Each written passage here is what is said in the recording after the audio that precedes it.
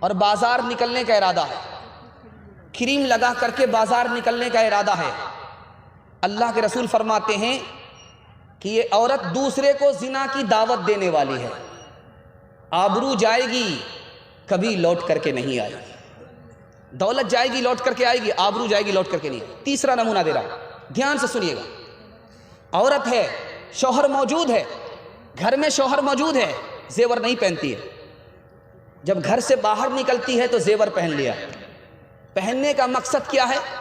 دوسرے کو دکھانا، پہننے کا مقصد کیا ہے؟ تکبر کرنا۔ اللہ کے رسول فرماتے ہیں یہ عورت زیور پہننے کی وجہ سے، اسی زیور پہننے کی وجہ سے جہنم میں جائے گی۔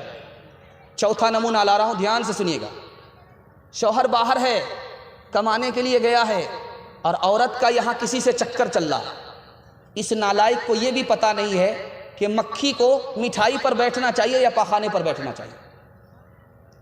شوہر باہر گیا ہے اور اس کا کسی سے چکر چل رہا ہے، شوہر کو جب پتہ چل گیا، اس نے کہا کہ یہ کیا بات سن رہا ہوں، تو لڑکی کہتی تم مجھے طلاق دے دو۔ وہ کمانے کے لیے اس کے لیے گیا، جان پر کھیل کر کے باہر گیا، یہ نالائق اپنی آبرو بچانے کی بجائے آبرو کو داؤ پر لگا کر کے رکھی ہے، اور جب وہ کہتا ہے تو یہ اپنی اصلاح کرنے کے لیے تیار نہیں ہے بلکہ طلاق کا مطالبہ کرتی ہے۔ اللہ کے رسول فرماتے ہیں جنت میں داخل ہونے کی بات تو دور کی ہے، جنت کی ہوا تک نہیں پائے۔ آخری نمونہ دے رہا ہوں، دھیان سے سنیے گا، فاطمہ کون ہوتی ہے، فلمی ہیروئن کون ہوتی ہے؟ آخری نمونہ لا رہا ہوں، لڑکے نے فون کیا، لڑکی نے ریسیو کر لیا، جان نہ پہچان تم میرے مہمان، فون کیا ہے، فیس بک کا لڑکا، واٹس ایپ کا لڑکا، یوٹیوب کا لڑکا، فون کیا ہے، لڑکی نے ریسیو کر لیا، لڑکا کہتا میں تم سے نکاح کرنا چاہتا ہوں، میں تم کو اپنانا چاہتا ہوں، یہ جھوٹ بول رہا ہے، مطلب نکالنے کے لیے بول رہا ہے۔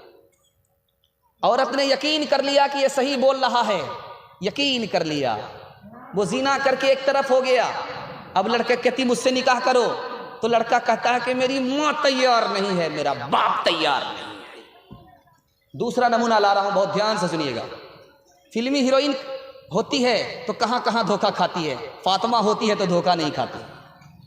نمونہ دینے کے لیے جا رہا ہوں، لڑکا ہاتھ میں زہر لے کر کے کھڑا کہ آبرو حوالے کرو، زنا کرو ورنہ میں زہر کھا کر کے مر جاؤں گا، اس نے یقین کر لیا، یہ مطلب نکال کر کے ایک طرف ہو گیا، اب نکاح نہیں کر رہا ہے۔ لڑکی نے کہا تم نکاح کیوں نہیں کر رہے ہو؟ کہا تم جب مجھ سے دھوکہ کھا گئی تو میرے نکاح کے بعد دوسرے سے بھی دھوکہ کھا سکتی ہے۔ تیسرا نمونہ لا رہا ہوں، دھیان سے سنیے گا، جو بھائی نہیں ہے اس کو بھائی سمجھ لیا، یہ جو دیور ہے بھائی نہیں ہے، بھابھی کے لیے دیور موت ہے، آبرو چلی جاتی ہے، بھائی نہیں ہے، یہ جو بہنوئی ہے بھائی نہیں ہے، لیکن عورت نے بہنوئی کو بھائی سمجھ لیا، دیور کو بھائی سمجھ لیا، عزت خراب ہو گئی، گئی تو واپس نہیں۔ جو باپ نہیں تھا اس کو باپ سمجھ لیا، سسر شوہر کا باپ ہے، بہو کا باپ نہیں ہے، لیکن شوہر کو باپ سمجھ لیا، آبرو خراب ہو گئی۔ یہی دارالقضا ہے، بارہ عیدگاہ میں کیس آیا تھا، اس وقت قاضی ریاض صاحب رحمۃ اللہ علیہ حیات سے تھے، لڑکی نے کہا کہ میرا چھٹکارا کر دو، لڑکے کے پاس نہیں رہوں گی، سسرال میں نہیں رہوں گی، تو قاضی صاحب نے پوچھا کہ معاملہ بتا، کا معاملہ ایک ہی ہے، کہنے میں شرم آتی ہے، ایک ہی گلاس میں باپ بھی پانی پیتا ہے، بیٹا بھی پانی پیتا ہے۔ آخری نمونہ لا رہا ہوں، دھیان سے سنیے گا، اورنگزیب بادشاہ کا دور ہے، ایک لڑکی نے 4 مردوں سے شادی کر لیا، اس سے بھی شادی کر لیا، اس سے بھی شادی کر لیا، 4 مرد بیک وقت زندہ، چاروں مرد سے شادی کر لیا۔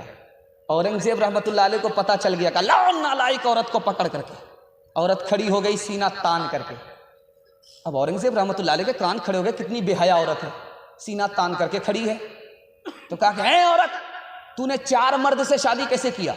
کون سا غلط کام کیا ہے؟ جلسے میں گئی تھی، مسئلہ سن کر کے آئی تھی، تب شادی کیا۔ کہا تیرا دماغ خراب ہو گیا ہے، کیا مسئلہ سنا تھا؟ جلسے میں گئی تھی۔ کہا مسئلہ میں نے یہ سنا تھا جلسے میں کہ آدمی زنا کیوں کرتا ہے جبکہ 4 شادی کی اجازت ہے؟ تو کہا کہ مردوں کے لیے کہا تھا کہ عورت کے لیے کہا تھا؟ کہا اتنا ہی سنا تھا، اس کے بعد تو ہوٹل میں حلوہ کھانے کے لیے چلے گئی۔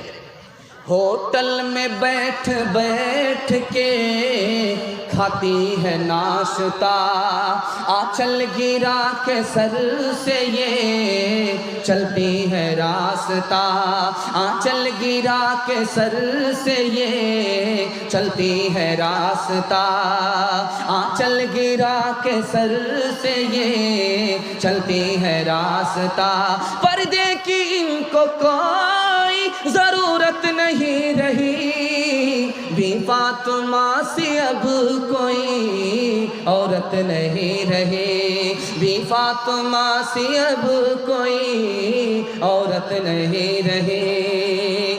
جوانوں کے حوالے سے پیغام دے رہا ہوں، جوان لوگ سننے کے لیے تیار ہے؟ دونوں ہاتھ اٹھائیے انشاءاللہ۔ بھول سے بوڑھے لوگ ہاتھ مت اٹھائیے گا، آپ لوگ کبھی جوان ہونے والے نہیں۔ کتنی بھی دعا کر لوں میں جلسے میں، آپ لوگ جوان ہونے والے نہیں۔ ہاں جنت میں جا کر کے جوان ہو جائیں۔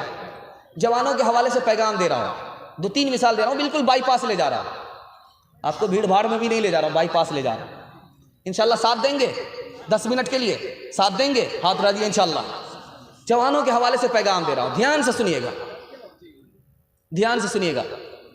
ایک جوان آیا، نبی صلی اللہ علیہ وسلم کی خدمت میں آیا، کہا میں کلمہ پڑھ کر کے مسلمان ہونا چاہتا ہوں۔ کہا کہ مبارک ہو، کلمہ پڑھ کر مسلمان ہو جاؤ۔ جوان کہتا کہ نا میری ایک شرط ہے۔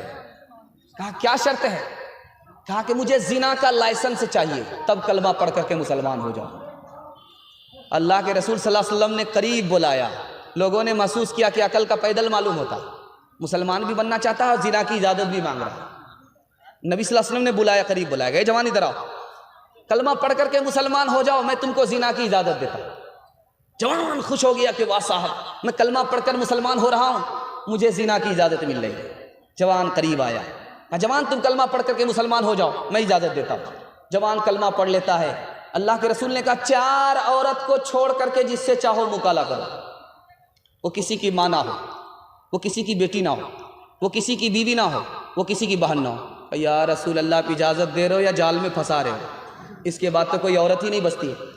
کہا کہ جوان غور کرو، تمہاری ماں کے ساتھ کوئی مکالمہ کرے اس کو پھانسی پر چڑھا دو گے، تمہاری بیٹی کے ساتھ کوئی مکالمہ کرے اس کا قیمہ بنا دو گے، تمہاری بیوی کے ساتھ کوئی مکالمہ کرے اس کو دنیا میں نہیں رہنے دو گے، تمہاری بہن کے ساتھ کوئی مکالمہ کرے اس کی ہستی کو مٹا دو گے۔ لیکن یاد رکھو، تم جس کے ساتھ مکالمہ کر رہے ہو وہ بھی کسی کی ماں ہے، وہ بھی کسی کی بیٹی ہے، وہ بھی کسی کی بہن ہے، وہ بھی کسی کی بیوی ہے۔ دوسرا نمونہ لا رہا ہوں، دھیان سے سنیے گا۔ لڑکی سے چکر چل رہا ہے جوان کا، جوان کہہ رہا کہ زنا کرو، لڑکی کہہ رہی فری میں نہیں ہوگا، 100 سکے سونے کے دینے پڑیں گے۔ جوان تیار ہو گیا، سکے دے دیتا ہے۔ اب لڑکی کنارے ہوتی ہے کپڑا اتارنے کے لیے، کانپنے لگی۔ جوان نے پوچھا کہ تو اپنی مرضی سے تیار ہوئی ہے، میں نے تمہیں پیسہ دیا ہے، تو نے خود کہا تھا، اب کیوں کانپ رہی ہو؟ کہ میرا خدا مجھے دیکھ رہا ہے۔ جوان کو شرم آئی کہ یہ عورت ہو کر کے خدا سے اتنا ڈرتی ہے، مجھے مرد ہو کر کے خدا سے کتنا ڈرنا چاہیے۔ زنا بھی چھوڑ دیا، پیسہ بھی چھوڑ دیا۔ تیسری مثال لا رہا ہوں، بہت دھیان سے سنیے گا، آخری مثال لا رہا ہوں۔ خانقاہ آیا ہے جوان بیت لینے کے لیے، چلہ پورا کر رہا ہے۔ شیخ کے گھر سے لڑکی کھانا لے کر کے آ رہی ہے، لڑکا آنکھ لڑا رہا ہے۔ لڑکی نے کہا کس آوارے کے پاس مجھ کو کھانا لے کر کے بھیجتے ہو؟ وہ تو مجھ سے آنکھ لڑاتا۔ کہا کہ اچھا اس کا علاج کرتے۔ لڑکی کو دست کی دوائی پلا دیا، اس کو دست آنے لگا۔ تو شیخ نے کہا کہ جتنا دست آ رہا سب کو تشت میں رکھنا، پھینکنا مت۔ جب لڑکی کا چہرہ اتر گیا، گال پچک گئے، لڑکی چڑیل ہو گئی، خوبصورت لڑکی جو حور بنی ہوئی تھی چڑیل ہو گئی، چہرہ بالکل خراب ہو گیا۔ اب کہا کہ کھانا لے کر کے جاؤ، دیکھیں لڑکا آنکھ لڑاتا ہے کہ نہیں لڑاتا۔ اب جب لڑکی آئی تو وہ کشش نہیں رہی، وہ خوبصورتی نہیں رہی، وہ جمال نہیں رہا، تو لڑکا سر گاڑ کر کے بیٹھ گیا، سر اٹھا ہی نہیں رہا ہے۔ لڑکی کہتی ہے مجھے دیکھو میں وہی لڑکی ہوں، لڑکا دیکھنے کے لیے تیار نہیں۔ شیخ آیا، او جوان سر اٹھاؤ، وہی لڑکی ہے، کوئی دوسری لڑکی نہیں ہے۔ اب آنکھ کیوں نہیں لڑاتے ہو؟